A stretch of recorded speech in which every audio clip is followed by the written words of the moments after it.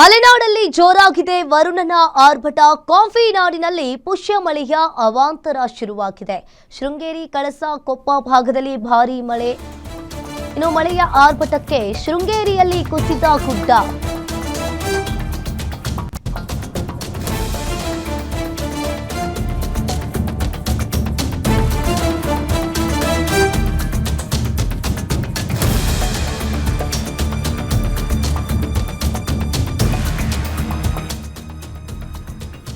ಮಳೆಯ ಆರ್ಭಟಕ್ಕೆ ಶೃಂಗೇರಿಯಲ್ಲಿ ಕುಸಿದ ಗುಡ್ಡ. ವರುಣನ ಆರ್ಭಟಕ್ಕೆ ಬಿರುಕು ಬಿಟ್ಟ ಬಾವಿಯ ದಡ.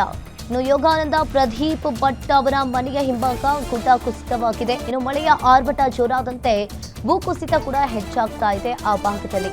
ಶೃಂಗೇರಿ, ಕೊಪ್ಪ ತಾಲೂಕಿನ ಶಾಲೆಗಳಿಗೆ ಈಗಾಗಲೇ ರಜೆ ಘೋಷಣೆಯನ್ನ ಮಾಡಿದ್ದಾರೆ.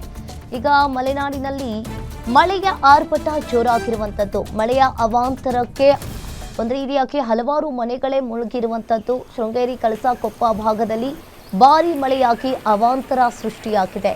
ಇನ್ನು ಅರ್ಧಕರ್ಧ ಶೃಂಗೇರಿಯಲ್ಲಿ ಈಗ ಗುಡ್ಡ ಕೂಡ ಕುಸಿತಗೊಂಡಿರುವಂಥದ್ದು. ವರುಣನ ಆರ್ಭಟ ಮಲೆನಾಡು ಭಾಗದಲ್ಲಿ ಜೋರಾಗಿದೆ. ಯೋಗಾನಂದ್ ಪ್ರದೀಪ್ ಭಟ್ ಅವರ ಮನೆಯ ಹಿಂಭಾಗ ಗೋಡ ಕುಸಿತವಾಗಿದೆ.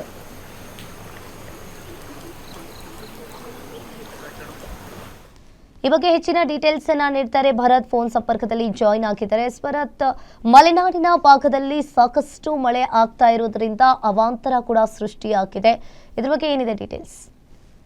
ಪೀಡಿತ ಏನು ಕಳೆದ ಕೆಲವು ದಿನಗಳಿಂದ ಮುಂಗಾರು ಕುಂಠಿತವಾಗಿತ್ತು. ಆದ್ರೆ ಇದೀಗ ಪುಷ್ಯ ಮಳೆ ಮತ್ತೆ ಚೇತರಿಸಿಕೊಂಡಿರ್ತಕ್ಕಂಥದ್ದು. ಅದರಲ್ಲೂ ಕಾಫಿನಾಡಿನ ಮಲೆನಾಡು ಭಾಗದಲ್ಲಿ ಮಳೆಯ ಆರ್ಭಟ ಜೋರಾಗಿದೆ. ಈ ಹಿನ್ನೆಲೆಯಲ್ಲಿ ಜಿಲ್ಲಾಡಳಿತ ಕೂಡ ಈಗಾಗಲೇ ಏನು ಶೃಂಗೇರಿ ಮತ್ತು ಕೊಪ್ಪ, ಎನ್ಆರ್ಪುರ ತಾಲೂಕಿನಲ್ಲಿ ಇದೀಗ ರಜೆ ಘೋಷಣೆಯನ್ನ ಮಾಡಿರ್ತಕ್ಕಂಥ. ಅದೇ ಮಾದರಿಯಲ್ಲಿ ಸಡಕ್ಕೂ ಮಳೆಯ ಆರ್ಭಟ ಜೋರಾಗ್ತಾ ಇರ್ತಕ್ಕಂಥ ಹಿನ್ನೆಲೆಯಲ್ಲಿ ತುಂಗಾ ನದಿಯ ಒಂದು ಆರ್ಭಟ ಕೂಡ ಜೋರಾಗಿರ್ತಕ್ಕಂಥ. ಮತ್ತೊಂದು ಕಡೆಯಲ್ಲಿ ಶೃಂಗೇರಿ ವ್ಯಾಪ್ತಿಯಲ್ಲಿ ಇರತಕ್ಕಂತಹ ಒಂದು ತುಂಗಾ ನದಿಯ ಒಂದು ನೀರಿನ ಪ್ರಮಾಣ ಏರಿಕೆಯಾಗಿ ರಸ್ತೆಯ ಮೇಲ್ಮಟ್ಟಕ್ಕೆ ಹರಿತಕ್ಕಂಥದ್ದು. ಮತ್ತೊಂದು ಭಾಗದಲ್ಲಿ ಶೃಂಗೇರಿ ಭಾಗದಲ್ಲಿ ಈ ಮಳೆಯ ಒಂದು ಜೋರಾದಂತಹ ಹಿನ್ನೆಲೆಯಲ್ಲಿ ಗುಡ್ಡ ಕುಸಿತ ಕೂಡ ಉಂಟಾಗಿದೆ. ಇನ್ನು ಶೃಂಗೇರಿಯ ಯೋಗ ಅಂತಕ್ಕಂಥ ಒಂದು ಅವರ ಮನೆಯ ಹಿಂಭಾಗದಲ್ಲಿದ್ದಂತಹ ಗುಡ್ಡ ಕುಸಿತ ಉಂಟಾದ ಪರಿಣಾಮ ಬಾವಿ ಕೂಡ ಒಂದು ಬಿರುಕು ಬಿಟ್ಟಿರತಕ್ಕಂಥದ್ದು. ಹೀಗೆ ಮಳೆ ಮುಂದುವರೆದ್ರೆ ಇನ್ನಷ್ಟು ಅನಾಹುತಗಳು ಉಂಟಾಗುವಂತ ಒಂದು ಸಾಧ್ಯತೆ ಕೂಡ ಹೆಚ್ಚಿದೆ. ಮತ್ತೊಂದು ಕಡೆಯಲ್ಲಿ ನದಿ ಪಾತ್ರದಲ್ಲಿ ಇರ್ತಕ್ಕಂತಹ ಜನರಿಗೂ ಕೂಡ ಜಿಲ್ಲಾಡಳಿತ ಈಗಾಗಲೇ ಒಂದು ಸೂಚನೆಯನ್ನು ಕೂಡ ಕೊಟ್ಟಿರ್ತಕ್ಕಂಥದ್ದು. ಏನು ಎಚ್ಚರಿಕೆಯಿಂದ ಇರಿ. ಮತ್ತೊಂದು ಕಡೆಯಲ್ಲಿ ಪ್ರವಾಹ ಪರಿಸ್ಥಿತಿ ಬಂದಂತ ಸಂದರ್ಭದಲ್ಲಿ ತಾವು